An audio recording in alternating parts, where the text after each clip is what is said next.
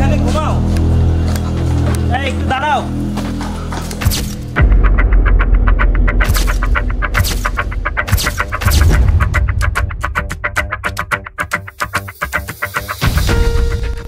গেল কয়েক মাস আগেও ক্ষমতার তুঙ্গে থাকা দেশের সবচেয়ে প্রভাবশালী রাজনৈতিক দল হিসেবে পরিচিত ছিল আওয়ামী লীগ।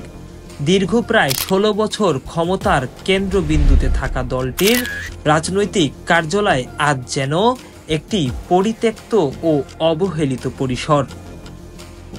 আওয়ামী লীগের কেন্দ্রীয় কার্যালয় ঘিরে উঠেছে নানা ধরনের অভিযোগ, অসামাজিক কার্যকলাপ থেকে শুরু করে ভবনের অবকাঠামোগত অবক্ষয় পর্যন্ত। সরেজমিনে গিয়ে দেখা যায় আওয়ামী লীগের কার্যালয়ের নিচতলা এখন ব্যবহার করা হচ্ছে পাবলিক টয়লেট হিসেবে। স্থানীয়দের অভিযোগ, চারপাশে ছড়িয়ে পড়েছে দুর্গন্ধ। কি কি কার্যকলাপ হয় আপনার জানা? আমরা এখানে পাশে আমাদের জব করি, ভিতরে কি হয় আমি কখনো ভিতরে ঢুকি না। আর এখানে আশেপাশে দাঁড়ানো হয়ে যায় এত শীঘ্র আমার জানা সত্ত্বেও তো একদিকে বিভিন্ন ধরনের মানুষ আসা যাওয়া করে। একদম ধরেন রাস্তা হিরোন নিয়ে একদম বড় ধরুন কাঙ্গা যা আছে এখন ওদের ঘর বাড়ি। এটা আগে কারা আসতো? আগে তো ছিল আওয়ামী লীগের তারা ঢুকতে পারছেন কখনো? আগে তো ভাই আমার দোকান এখানে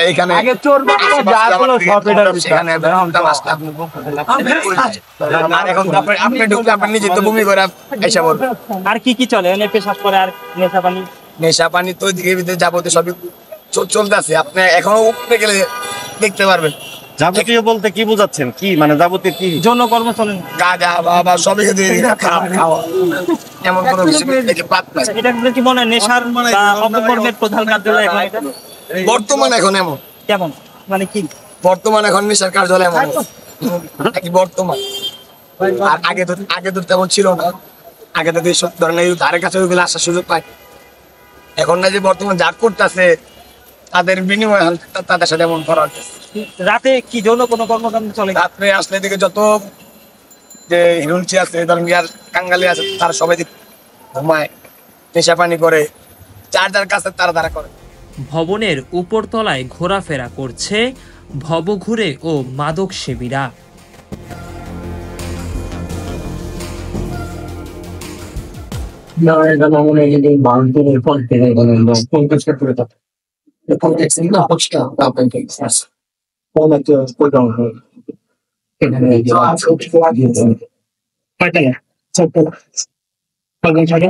আমরা 8-10 জন ঠিক আছে। আমরা তো পানি বেশি না আর কোন কোন লোকজন থাকে বিভিন্ন কালার? না আমরা থাকি আর কি, সবাই পরিষ্কার করে থাকো, টয়লেট করবো না তাহলে আমরা আগে এখানে ঢুকতে পারতেন কখন? ঢোকার কোনো শক্তি হবে। এ যেন পরিণত হয়েছে মাদকের অভয়ারণ্য হিসেবে। গেল কয়েক মাস আগেও দলীয় নেতাকর্মীদের পদচারণায় থাকা কার্যালয়টি আজ জনশূন্য, পরিত্যক্ত একটি ভবনের মতো পড়ে আছে। ভিডিও করতে গেলে বাধা দেওয়া হচ্ছে, আবার কেউ কেউ মুখ লুকিয়ে পালিয়ে যাচ্ছেন। দীর্ঘ প্রায় ১৬ বছর ধরে একছত্র ক্ষমতার আসনে থাকা আওয়ামী লীগ আজ ক্ষমতার বাইরে। স্থানীয়দের মতে এ ভবনের করুণ পরিণতি শুধু একটি স্থাপনার পতন নয়, এটি একটি দীর্ঘকাল ধরে চলা শাসন ব্যবস্থার প্রতীকী পরিণতি। আপনি কি করেন? কি কাজ করেন? আমি কি কাজ করি? আমি বোতল মতন ঢোকাই, মাঝে মধ্যে সাইডে এখানে কি করেন?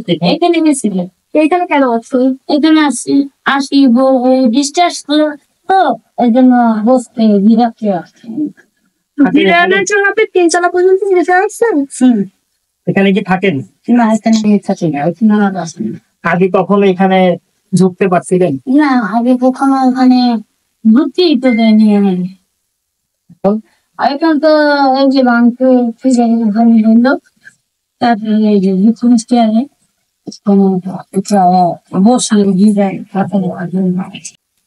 আগে যখন আসছিলেন কখনো ঢুকতে পারছিলেন এখানে? না, এখানে ঢুকতেই তো দিবে না। এটা অনেক সুন্দর ছিল না তখন। এখন কেমন? এখন কেমন লাগছে? এখন তো ধীরে ধীরে আমরা দেখতেছি খেলা খেলা খেতে খেতে কি মনে করছেন কেন এটা এইভাবে ভাঙা হলো? এভাবে কেন ভাঙা হইলো ভাই? নিশ্চিত কোনো রহস্য আছে, ঠিক না? এটা নিশ্চিত কোনো রহস্য আছে, এই জন্য দিয়ে এটা ভাঙা হয়েছে। এই রহস্যটা তো আর আমরা জানি না। এই দৃশ্য সাধারণ মানুষের হতাশা, ক্ষোভ আর বঞ্চনার বহিঃপ্রকাশ। যেভাবে দমন পীড়নের মাধ্যমে দলটি রাজনীতি চালিয়েছে তারই প্রতিছবি দেখা যাচ্ছে এই ভবনটির দিকে তাকালেই। এক সময়কার রাজনৈতিক জাগরণের প্রাণকেন্দ্র আজ যেন অবহেলার চিহ্ন। ক্ষমতার দাপট আর জনবিচ্ছিন্ন রাজনীতির পরিণতি হয়তো এভাবে ধরা দেয়, নীরব ভবন আর প্রতারণার গন্ধে।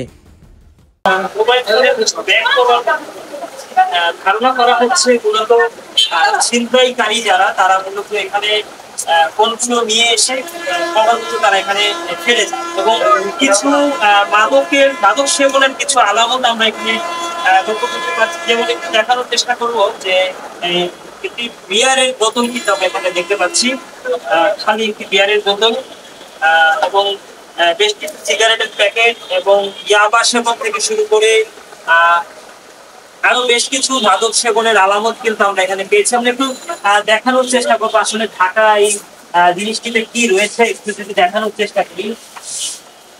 এখানে আমরা দেখতে পাচ্ছি বেশ কিছু খালি বোতল দেখা যাচ্ছে এবং লক্ষ্য করতে পারছি যে ভেতরে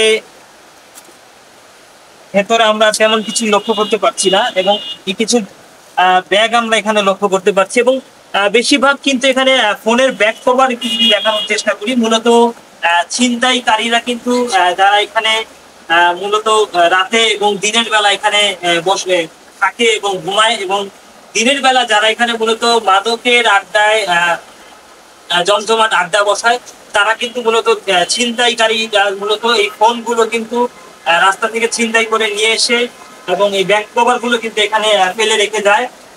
এটি আমরা প্রাথমিকভাবে ধারণা করতে পারছি এবং নিচের যে ফ্লোরটি রয়েছে এবং প্রতিটি ফ্লোরেই কিন্তু আমরা এখানে লক্ষ্য করতে পেরেছি যে মাদকের এক ধরনের কিন্তু রমরমা আড্ডা জমে এখানে দিনের বেলাতে এবং পাশাপাশি রাতের বেলাতেও কিন্তু এখানে বেশ কয়েকজন ঘুমায় এমন কিছু আলামত আমরা পেয়েছি। কিছু বিছানা থেকে লক্ষ্য শুরু করে এবং বেশ কিছু জামা কাপড় কিন্তু আমরা এখানে পেয়েছি।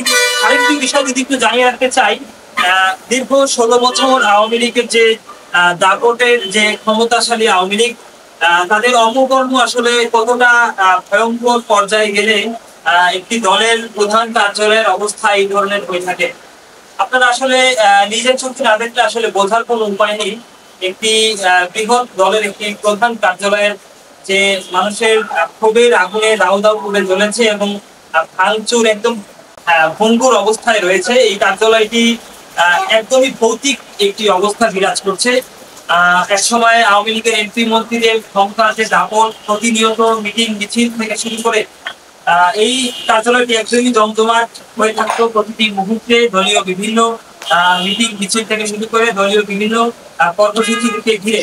তবে আজ আমরা দেখতে পাচ্ছি আওয়ামী লীগের কার্যালয় একদমই সুনসান নীরবতা এবং মাদক সেবীদের আড্ডাখানা এবং রাত বাড়ার সঙ্গে সঙ্গে এখানে যৌন কর্মীদের আনাগোনা বাড়ে, এমনটিও আমরা স্থানীয় যারা এখানে ব্যবসায়ী রয়েছেন তাদের থেকে জানতে পেরেছি এবং আমরা নিজেরা এখানে ঘুরে যে বিষয়টুকু লক্ষ্য করেছি যে এখানে ইয়াবা থেকে শুরু করে বিভিন্ন প্রকারের মাদক সেবনের আলামত আমরা এখানে দেখেছি এবং কিছু বিছানা এবং জামা কাপড়, বিয়ার, মদের বোতল, এক কথায় বলতে গেলে যে মাদকের রমরমা আড্ডা জমে দিনের বেলা এখানে এবং কিছু ভবঘুরে কে আমরা এখানে লক্ষ্য করতে পেরেছি যারা মূলত রাস্তাঘাটে বসবাস করে।